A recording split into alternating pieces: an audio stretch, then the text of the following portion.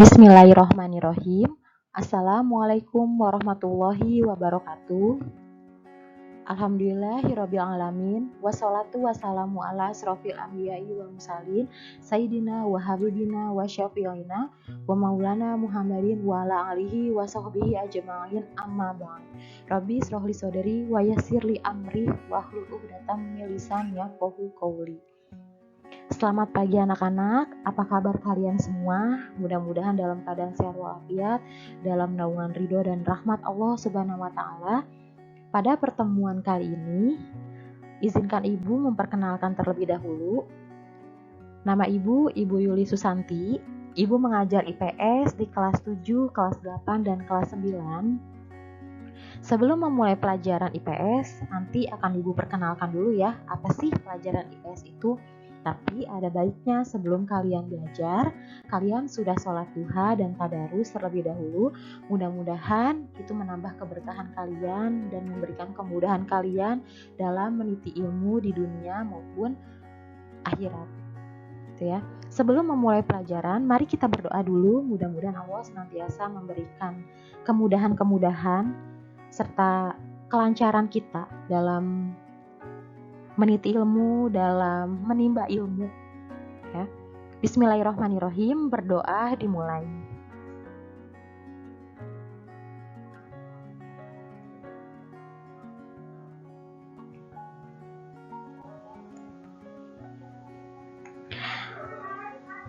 Selesai. Sebelum Ibu ke bab 1, dengan pembahasan manusia, tempat, dan lingkungan, Ibu akan mengenalkan kepada kalian dulu apa sih pelajaran IPS itu, gitu. Serta manfaatnya apa aja. Gitu. Mengenal pelajaran IPS artinya kalian akan menjadi makhluk sosial yang banyak mengetahui akan suatu keadaan yang ada di muka bumi ini. Mungkin waktu kalian dulu masih MI, SDIT, ataupun SD negeri, kalian masih belajar dalam satu pelajaran-pelajaran yang lain, masih bergabung. Kalau sekarang, ketika kalian sudah memasuki bangku sekolah di MTS ataupun di SMP, maka mata pelajaran ini terpisah dan dinamakan dengan mata pelajaran IPS terpadu, yaitu gabungan dari beberapa disiplin ilmu, diantaranya ada pelajaran geografi, sosiologi, ekonomi, dan sejarah. Sama halnya dengan pelajaran IPA, IPA pun disebutnya adalah IPA terpadu, gabungan dari beberapa mata pelajaran seperti fisika, biologi, dan kimia, atau ilmu sains yang lainnya. Gitu ya. Artinya sekarang kita sudah mulai memisahkan mata pelajaran tidak seperti ketika kalian waktu SD atau MI gitu ya. Nanti akan Ibu bahas manfaatnya apa aja sih belajar IPS gitu ya. Baiklah, kita akan pindah ke slide berikutnya dengan 6 manfaat belajar IPS.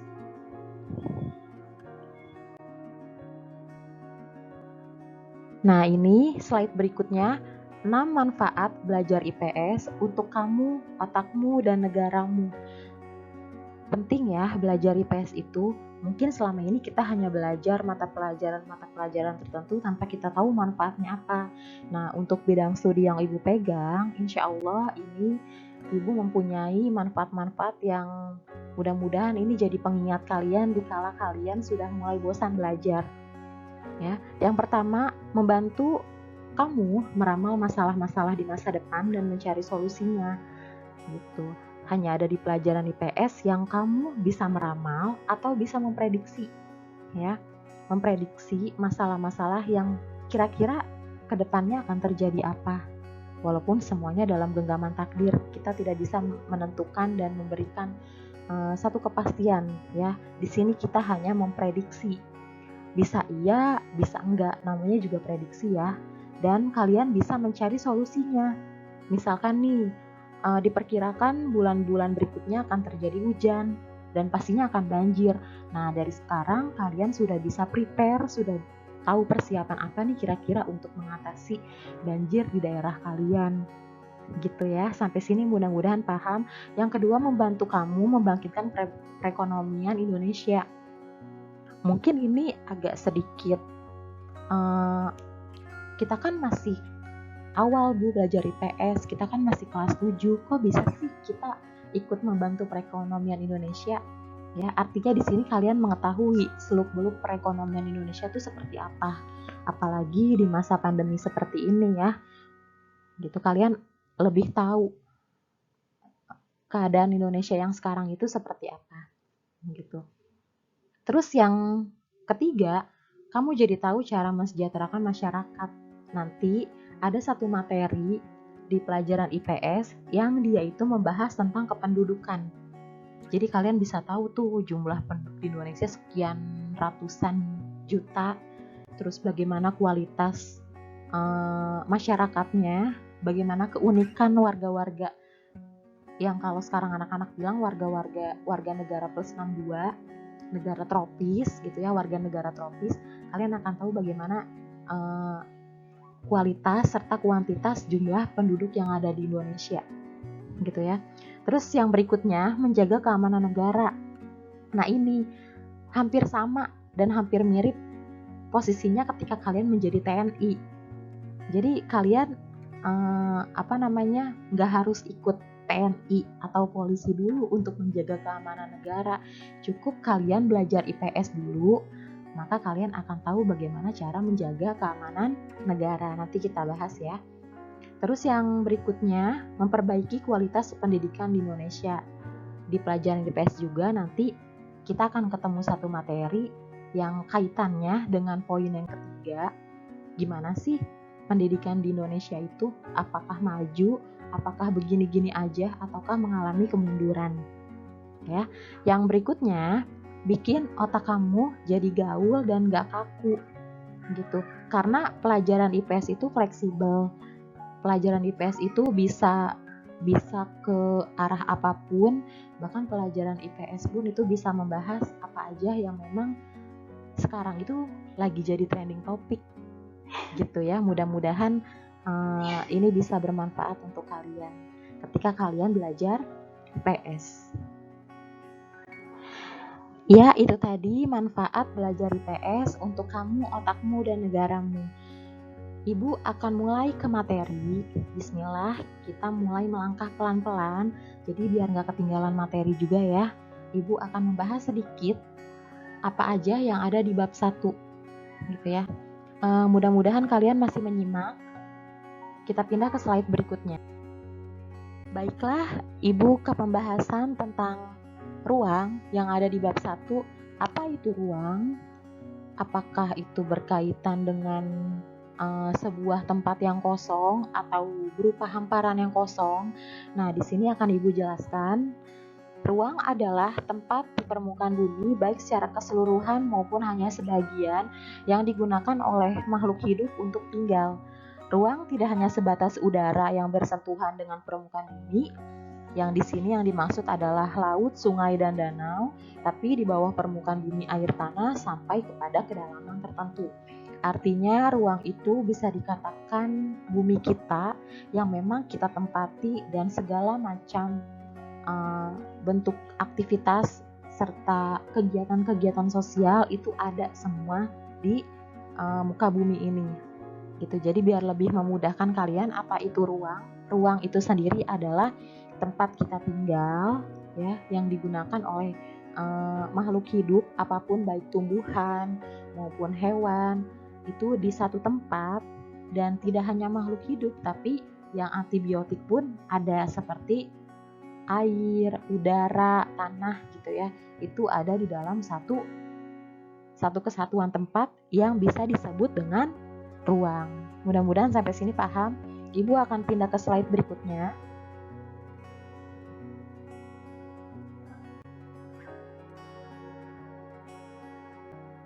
Oke, interaksi antar ruang.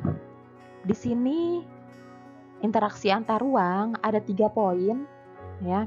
Jadi ketika Allah sudah membuat satu tempat untuk makhluk hidup berupa ruang atau bumi ya. Di sini ternyata kita bukan hanya diam tapi ada interaksi ya. Yang pertama, manusia tinggal pada suatu ruang tertentu di permukaan bumi dan masing-masing ruang memiliki karakteristik sendiri yang berbeda dengan tempatnya. Contohnya, Di Indonesia kita punya 2 musim, musim hujan dan kemarau, tapi tidak dengan negara lain. Negara lain bisa saja punya 4 musim, punya 5 musim, ya, atau bisa 3 musim, atau bisa sama seperti Indonesia, gitu. Jadi berbeda negara, berbeda tempat, berbeda juga karakteristiknya, gitu. Atau contoh, kalian punya kampung halaman. Di kampung halaman kalian daerah dataran tinggi, daerah pegunungan, tapi ketika kalian tempat tinggalnya di Bekasi atau berkunjung ke Bekasi, ini lebih cenderung ke daerah dataran rendah. Ya, makanya panas, terus sering terjadi banjir. Berbeda ketika kalian di kampung halaman. Biasanya udaranya lebih sejuk, bahkan untuk banjir itu sendiri jarang terjadi, gitu ya. Itu interaksi antar ruang yang pertama. Yang kedua, masing-masing tempat memiliki kondisi dan potensinya masing-masing. Tidak ada satu ruang pun yang mampu menyediakan segala kebutuhan penduduknya. Contoh, di Jakarta atau Bekasi atau Tangerang atau Depok, Jabodetabek, ya, itu lapangan pekerjaannya banyak, sedangkan lahan perkebunan, lahan persawahan itu sedikit. Tapi ketika kita ke daerah pegunungan seperti Tasikmalaya, atau Sumedang, atau Garut, atau daerah Jogja, di sana lahan pertanian sama persawahan atau perkebunannya masih luas, gitu. Sedangkan masing-masing tempat yang tadi Ibu sebutkan itu ada nggak sempurnanya juga, ada yang nggak lengkapnya juga. Kita yang tinggal di daerah Jabodetabek atau Bekasi butuh makan, butuh nasi, butuh beras, gitu. Sedangkan di daerah kita lahannya kosong, maka kita membutuhkan lahan-lahan yang tadi masih kosong atau lahan perkebunan, sawah, ya, di daerah yang tadi Ibu sebutkan seperti Tasikmalaya. Jadi kita butuh beras dari Bekasi, butuh beras dari Tasikmalaya, sedangkan orang-orang Tasikmalaya itu membutuhkan lapangan pekerjaan. Di sana lapangan pekerjaannya sedikit, maka mereka urbanisasi ke sini, gitu, untuk mencari pekerjaan. Jadi saling melengkapi, gitu ya. Memang di sini kita punya kelebihan, yaitu lapangan pekerjaan serta mata pencarian apapun ada. Tapi untuk lahan pertanian, lahan perkebunan sangat sedikit, maka kita butuh orang-orang yang bisa memasok itu semua dari luar daerah Jabodetabek. Gitu ya, semoga paham. Yang berikutnya, karena itu terjadilah saling tukar komoditas antar tempat satu dengan tempat lainnya. Interaksi tersebut tidak hanya berupa komoditas, tetapi juga interaksi sosial, budaya, politik, dan yang lainnya. Yang tadi Ibu katakan di poin pertama, bahwa setiap tempat itu punya karakteristik dan punya keadaan yang berbeda-beda, gitu ya. Serta yang paling terasa banget ketika kita berada di tempat atau suatu yang tidak pernah kita singgahi adalah budayanya, gitu ya. Oke, mudah-mudahan. Syarat interaksi antar ruang ini hampir sama seperti poin sebelumnya. Yang pertama, ada saling melengkapi. Jadi satu daerah dengan daerah lain itu tidak bisa hanya bergantung pada tempat kita aja, tapi kita harus punya komunikasi lain dengan daerah lain untuk memasok kegiatan-kegiatan ekonomi ataupun kegiatan-kegiatan yang lain.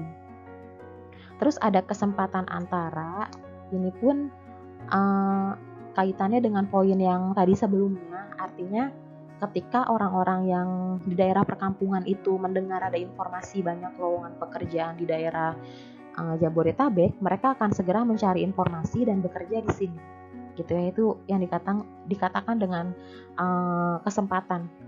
Terus yang berikutnya adalah kemudahan transfer. Ini sebagai solusi kalau misalkan ada satu kendala pada satu tempat dan harus segera dipindahkan, gitu ya. Contoh, ketika ada sebuah perusahaan yang ingin mendistribusikan atau mengangkut barang ke daerah kita, daerah-daerah yang memang sangat strategis, tetapi di jalan ditemukan kendala, maka harus beralih ke daerah yang lain, gitu. Itu kemudahan transfer. Memang Indonesia itu negara yang strategis gitu ya, apapun bisa kita temui dengan mudah, apalagi khusus untuk kita yang tinggal di Jabodetabek. Ibu rasa informasi apapun, kegiatan apapun, kita mau beli apa aja di sini udah mudah banget kita temui. Berbeda halnya dengan teman-teman kita yang ada di daerah pedalaman, daerah perkampungan yang terpencil, itu sangat sulit banget aksesnya untuk keluar gitu ya. Alhamdulillah kita dikasih satu kemudahan sama Allah berupa tempat-tempat yang memang bisa dikatakan mudah untuk kita jangkau dalam kegiatan ekonomi. Rumah kita dekat dengan pasar, rumah kita dekat dengan kantor pemerintahan, rumah kita dekat dengan sekolah, dengan masjid. Bayangkan teman-teman kalian yang rumahnya jauh dari lokasi yang tadi Ibu sebutkan.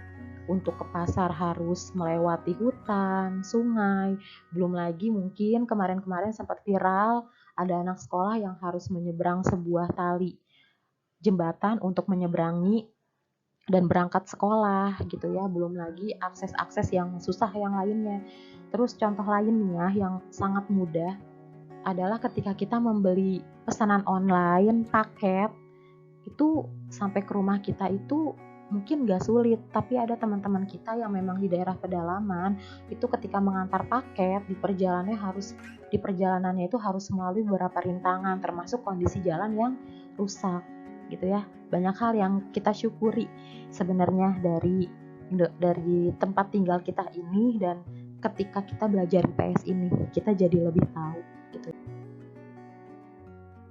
Oke, mungkin segitu dulu untuk materi kita di pembahasan kali ini. Ini masih awal, masih pengenalan ya. Artinya kita akan banyak membahas IPS lebih dalam. Nanti kita akan bertemu tentang pelajaran ekonomi juga. Kita akan bertemu tentang pelajaran sejarah juga. Terus ada sedikit geografinya juga. Nanti mudah-mudahan kita bisa bertemu di pekan-pekan berikutnya. Dan satu lagi pesan Ibu, jika tidak ada kepentingan yang mendesak dan gak penting-penting banget, gak usah keluar rumah karena memang kondisi negara kita masih dalam keadaan yang crowded, yang masih sulit untuk penanganan COVID-19 sendiri.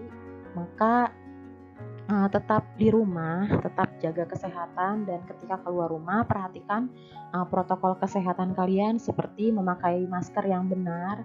Ketika pulang dari satu tempat pun wajib cuci tangan, dan jangan lupa membawa hand sanitizer untuk berpergian. Ya, mudah-mudahan kita terhindar dari virus yang berbahaya ini, dan ke depan mudah-mudahan kita bisa bertemu tatap muka.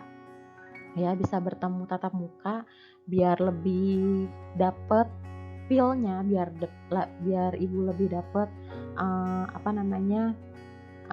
belajar yang lebih nyatanya gitu ya. Ya, mudah-mudahan semoga pandemi ini segera berakhir dan kita bisa bertemu secara langsung. Salam juga untuk ayah ibu kalian di rumah, mudah-mudahan keluarga pun sehat semuanya ya. Ibu akhiri, semoga bermanfaat. Kurang lebihnya Ibu mohon maaf. Jangan lupa untuk komentar ya, dengan cara ketik nama kalian dan kelas kalian di kolom komentar, dan boleh juga buat di-subscribe gitu ya, untuk Ibu lebih semangat lagi membuat konten-konten pembelajarannya gitu ya. Stay healthy, jaga iman, jaga imun, insya Allah aman dan amin. Terima kasih. Wassalamualaikum warahmatullahi wabarakatuh.